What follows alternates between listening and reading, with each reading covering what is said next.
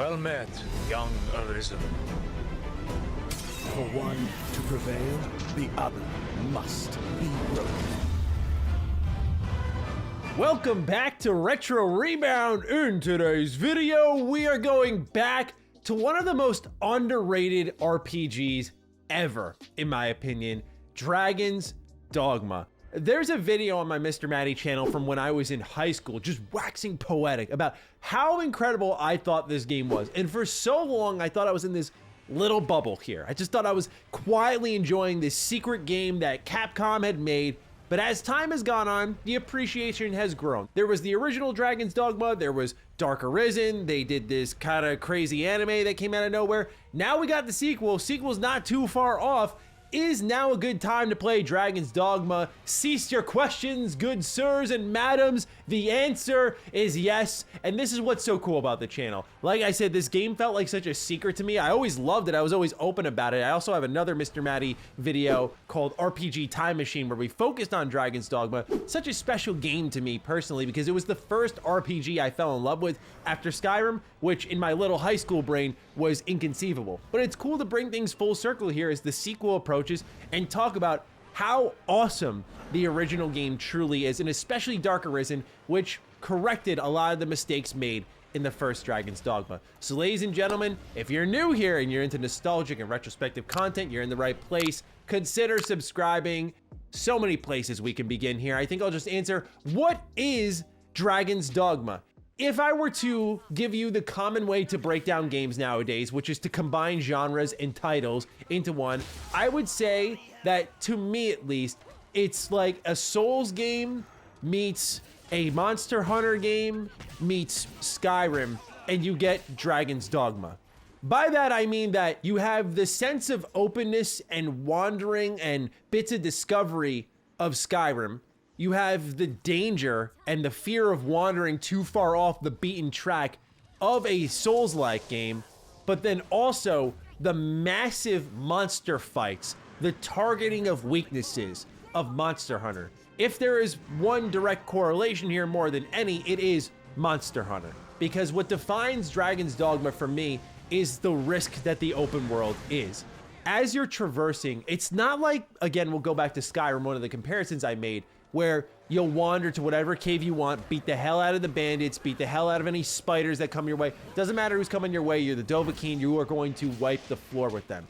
In Dragon's Dogma, if you go off the beaten track and you run into a bunch of goblins or a bunch of thieves, you're gonna get ambushed in nighttime, and it's dangerous at nighttime compared to daytime. But going off the beaten track is rewarding, but also scary. And that makes the combat so rewarding.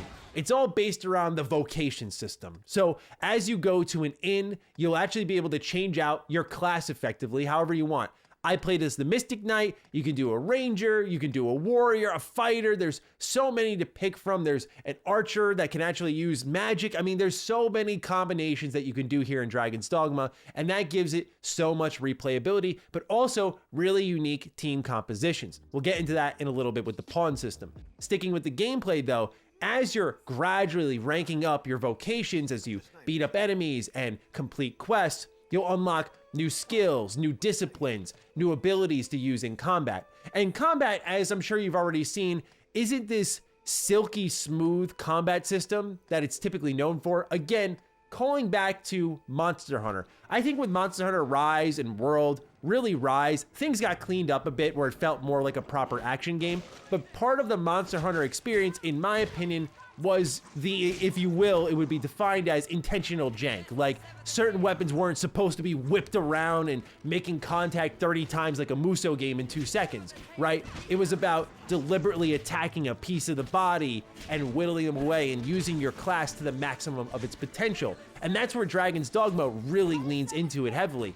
Now, what's interesting is this pawn system plays a lot into combat. So at the start of the game, you'll create your character and you're gonna create your main pawn.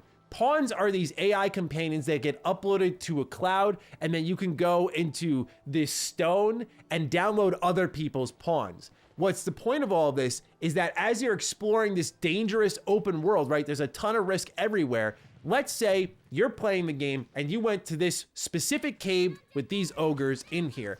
it's my first time going here. It's my pawn's first time going here, but I downloaded 2 other pawns who are joining me as party members, and they have, in someone else's playthrough, seen this particular part of the world, right?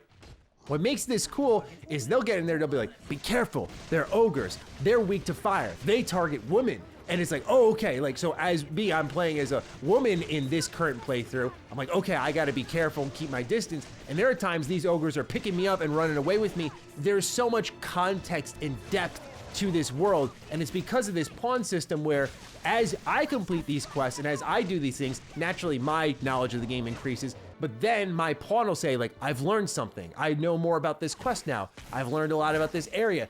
It'll upload to the cloud, and now if someone uses my pawn, they will know more about that cave there. It's absolutely one of those defining mechanics in this game beyond the danger of the open world that makes it so special. A lot of people were going, oh man, Dragon's Dogma 2, gotta have multiplayer, gotta have co-op, this was just a sub-in for that. No, like this game being single player with the pawn system is what makes it special. This game having a dangerous world and discovering it with your pawn that you can then send out to help other people. It's kind of like the Hideo Kojima Strand game before we all put a weird name to the Strand genre, right? That's what it is. We're all experiencing this world together and people's pawns are helping us out. There's also naturally filtering for these pawns. So for me, I was playing as a Mystic Knight, so I'm more tanky, more buffing, and then a little bit of aggro. Then I have a little bit of a rogue with me, and I need a fighter on my side. I need a mage on my side, and so I can focus on those with the pawn system and download them. There are pawns available at every conceivable level, which is really cool, and you'll get some crazy ones walking through the door because as they level up, so too do you, and so you're gonna get crazy builds that people have already established, and it just feels interconnected. It's what really, I think, makes the game click.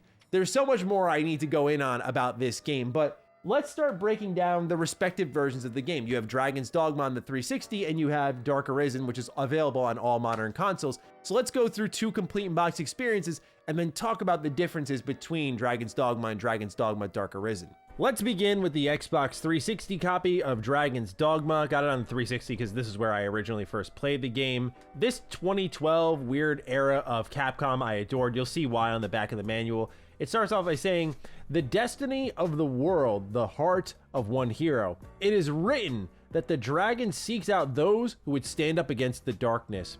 They say that the one whose heart is taken by the dragon is forever changed. You have been chosen. Your destiny now lies with the dragon. You are now in Arisen, which they get into in the opening moments of the story.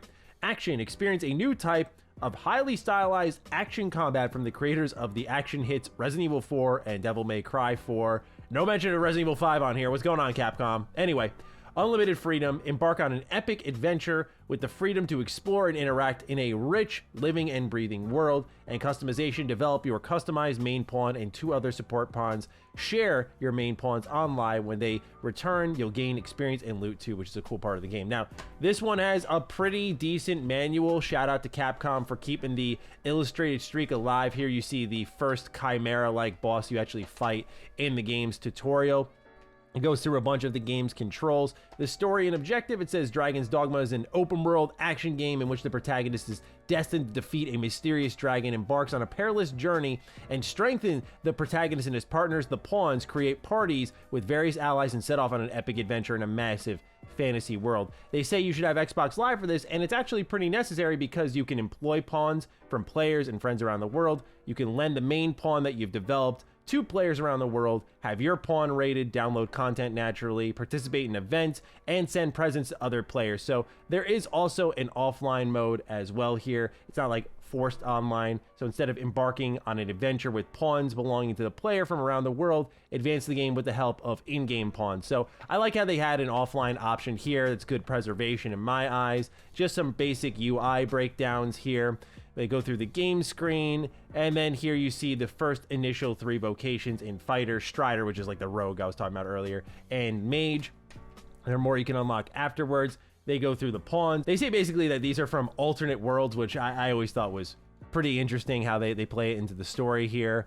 They break down some of the character icons you'll see to help you progress in quests, rules of the weapons, vocation ranks, discipline, and so on. The notes section, and then here, they're promoting Resident Evil 6, which we just covered here on the channel. What's kind of interesting is on the back, they have a token for the demo, which you can see the window of which you could redeem it in has long since expired. So that's Dragon's Dogma here on Xbox 360. We also have with us here Dragon's Dogma Dark Arisen. This is the game you're gonna want to pick up. I know many of you preservationists out there are gonna want this with the manual and everything. Unfortunately, I'll spoil it for you. Yeah, it's one of those, just the Switch cartridge here. The back of the box says, "Set forth Arisen, your journey begins now. Embark on an epic adventure in the rich open world of Grancis and brave the dark forces of Bitter Black Isle." In Dark Arisen, they actually have added DLC, which is a really tough mode, so there's more there than what meets the eye, which is really cool. Master 9 unique character vocations, experience dynamic battles against mythical creatures, and create your own cast of sidekicks with a unique pawn companion system. So nothing crazy different here on the back of the box, but yeah, what's included here is the new DLC. So that is a complete in-box experience of Dragon's Dogma and Dragon's Dogma Dark Arisen. If you're going to pick this game up, make sure you go with Dark Arisen. I love it on the Switch because it's good pick up and play type energy, but you can play this on PlayStation 5 or PlayStation 4 or Xbox One, series consoles. I mean, you're winning either way. So make sure you just get the Dark Arisen version for sure. It's not actually worth more money. In fact, I'd say they're about the same value now. Okay, so I'll give it to you. If you played the original Dragon's Dogma, there is a chance that you thought this is an acquired taste. This isn't for me. This is mid. This is janky. This is tedious, what have you. One of the driving reasons behind that is in the original Dragon's Dogma, there wasn't fast travel. So while the world was dangerous, I remember when I was playing it in high school, I mean, you would be trekking the entire map back and forth. This did not age well with the game, which is why if you are to play the game, you want to play Dark Arisen. Dark Arisen introduces fairy stones and teleportation into the game, so you can zip back to the main cities in the game that you visit. You can place down little crystals and fast travel to those points if you need to get back real fast. Part of Dragon's Dogma's experience is loving the journey as much as the destination. It's never been more true than when you're playing this game here, because you have to love getting on the road. You have to love worrying about it hitting nighttime and your lamp running out of oil and potentially a goblin ambush hitting you and it being so dark that you can barely see. You have to love worrying about and preparing for those sorts of things. You have to kind of love going back to the main settlement, buying certain healing items, preparing yourself, managing your inventory. You have to love the preparation for the journey, then going on the journey, and then the destination has to feel as good. To me, the way that flow works is I've already explained why the journey clicks so well for me, but why the destination clicks so well is I always feel aptly rewarded. When I take down a massive troll, when I take down an ogre, when I take down a griffin attacking me, the reason this feels so good is because I get thousands of points in XP, I get a ton of RC, which I can then spend on upgrades for my current character class, I get really good loot, I get a ton of money that I can then spend on more new loot. I mean, there's a ton of rewards that come with it. The game does a really good job of making you go, man, this better be worth it. And it is worth it. And I just love how the combat works, that you can grab onto big monsters and start trying to chop them down. Because going back to the pawn system, some of them will learn about enemy weaknesses, like I mentioned with the ogre, and they'll tell you parts of the target. So when I was fighting this giant griffin, it was telling me, like, we gotta go for the head. We have to. And in my head, I'm thinking, like, why don't we go for the wings? But there are also elemental weaknesses. So I mentioned the ogre, setting him on fire made the fight go from, holy smokes, this guy's health isn't going down at all, to a point where I was blowing up a ton of barrels near him and chunking his health bar and going, oh, now I get it. So the game expects you to listen intently to the mechanics. And there are ways around it. It's not about just the environment dependency, like, oh, there better be a flame barrel here, and if there's not, this fight's gonna be way more difficult. My character is a Mystic Knight. I can set my weapon ablaze and it'll set everyone's weapons ablaze. So again, targeting that ogre, it works in our favor more. It also makes it that you have to think about what pawns are with you. I personally don't have something that'll enchant everyone's weapon with, say, holy damage or ice damage. But if I have a mage who does have that, because of the way the AI works, it will enchant your blades if it's necessary, which makes the game, I think it's so special. I talk so much about how AI is criminally overlooked in video games. And no, I'm not talking about like AI voice acting or writing, which is permeating the industry. I'm talking about the actual functioning of characters in this world around you. doing the things you tell them to do or the things you expect them to do without too much micromanagement on that front. It's like the game lays off in the right areas so that it just kind of does its own thing. You don't have to overthink, like, how do I command my AI to do X, Y, and Z? But also, it lets you put your hands on the steering wheel enough to control the flow of battle, for example. The story is nothing to write home about here in Dragon's Dogma, unfortunately, which I do find a bit disappointing. But it's not something that you're really going to be there for. Again, the story that's really told, this isn't making an excuse for the game, is the adventure that you go on. That point A to point B, so much can happen in between that. And it's not like today's open world games where in Dragon's Dogma, the story isn't, oh, I got hit with a waypoint and I had to track that quest down that randomly appeared. It's like, no, I was wandering and I saw a bunch of goblins hunkered down in a hideout. I killed them all and I found thieves inside who were trapped, and those thieves had a chest which had a piece of armor there, and I took that from that. It's more along that kind of storytelling, which is why I connect it back to Skyrim, that sense of openness and freedom and approachability. I will say the game in the starting hours is slow. Getting to Grand Seren is a big part of the experience because once you get there, it feels like things have opened up. Now you can adjust your vocation, but it is absolutely a little slow off the start. I will warn you of that. And it does wear you down pretty quickly during those starting hours if you're not knowing what to expect. If you're going in thinking I'm going to get a fast, fluid action game where enemies go down in fell swoops, you're not going to get that here. But there is a point you get to in the power curve where you can start to do that, where I upgraded my weapon, I upgraded my skills, and I started going out. And these goblin ambushes, I keep going back to these, which were at one point a little bit of a threat. They might hit me, I lose, 50 health out of 1,000 I have, and I just wipe the floor with them and I get a ton of XP and money. Getting to that point is part of the reward. So I think I've gone on enough. Is Dragon's Dogma really that good? Absolutely. And is it worth playing before the sequel? Absolutely. If anything, you don't have to do a full playthrough, but if anything, just to gauge expectations and get a feel for what Dragon's Dogma is, and especially to understand the pawn system. It's such a crucial component of the game, and I've seen so many people just whining about, oh, it's gotta be co-op, and I promise you, if you play around and you mess with it, and you come to understand it, you'll get why they went in the single player direction. So with that, ladies and gentlemen, that's all I've got on Dragon's Dogma. I'm looking forward to your thoughts down below. Take excellent care of yourselves, and I will see you in the next Retro Rebound. Peace out.